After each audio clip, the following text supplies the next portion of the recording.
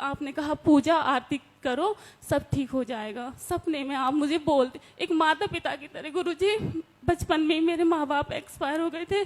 बहुत संघर्ष किया है मैंने अपनी लाइफ में। मैंने आपको सब कुछ मान लिया था, मम्मी पापा बड़ा भाई बहन सब। फिर मुझे कभी जब भी मैं परेशान होती थी तब मैं आपको याद करती थी, तब मुझे पॉजिटिव दिखता था सब कुछ। फिर जैसे दीपक में जलाती थी, बाई चांस कभी फूल नहीं बना। मेरे यहाँ फूल बनता था फोन में बैग में है, मैं दिखाती, फूल बनता था, कभी नहीं बना। मैंने कहा बाबा आज फूल नहीं बना, और फूल तो बनना चाहिए ना।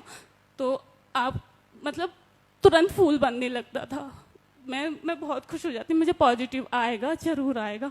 फिर जैसे मैं अप्रैल को यहाँ से दवाई लेके गई थी, मई में मेरी डेट आने वाली थी।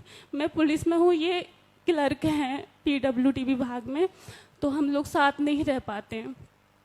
तो मैं बहुत परेशान हो रही थी। मैंने कहा हमें साथ रहना चाहिए। मुझे छुट्टी नहीं मिल रही थी, न इनको छुट्टी मिल रही थी।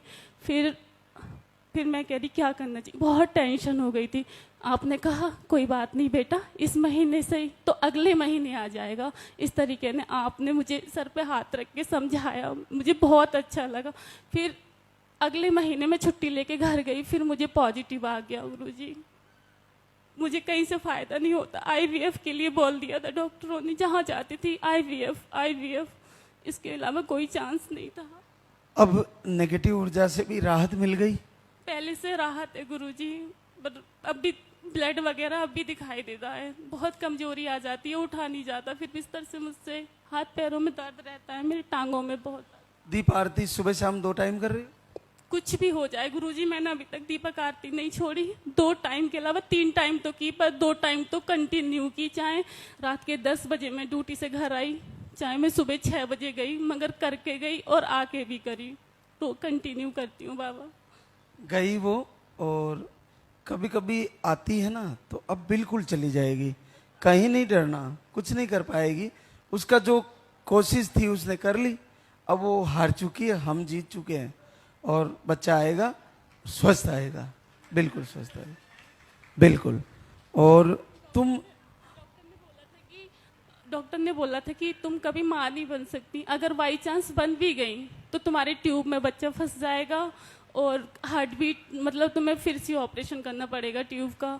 फिर जिस दिन मैं अल्ट्रासाउंड कराने गई थी, उस दिन मुझे बहुत डर लग रहा था। वही डॉक्टर की बात मेरे माइंड में चल रही थी।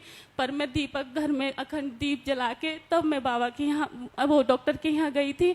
उसने कहा कि सब कुछ ठीक है, तुम्हारा तो बाबा का किसी न किसी का चमत्कार है, तुम्हारे साथ हुआ है। डॉक्टर ने खुद ये बात बोली थी, खुद स्वीकार किया। अब रीनू, एक नेगेटिव ऊर्जा ने, आप पुलिस में हो, आप लोग ऐसी कंडीशन में आपको ड्यूटी करनी पड़ती है, बड़ी क्रिटिकल होती है, और आपको इतना डरा दिया और निसंतति रोग ने आपको इतना दुखी कर दिया, तो दूसरी बहनों का क्या होता होगा?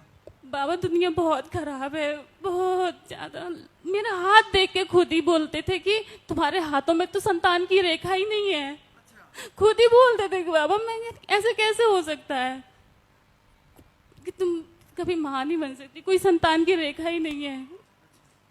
तो रेखाओं को हम इनको दिखाते हैं ना, तो बना देते हैं रेखाएं, बना रहे हैं ना। संपूर्ण भारत की बहनों की हाथों में संतान होने की रेखाएं बना दे रहे हैं।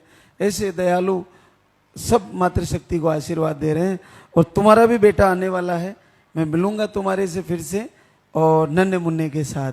बहुत बहुत आशीर्वाद, बहुत बहुत बधाई। नमिता।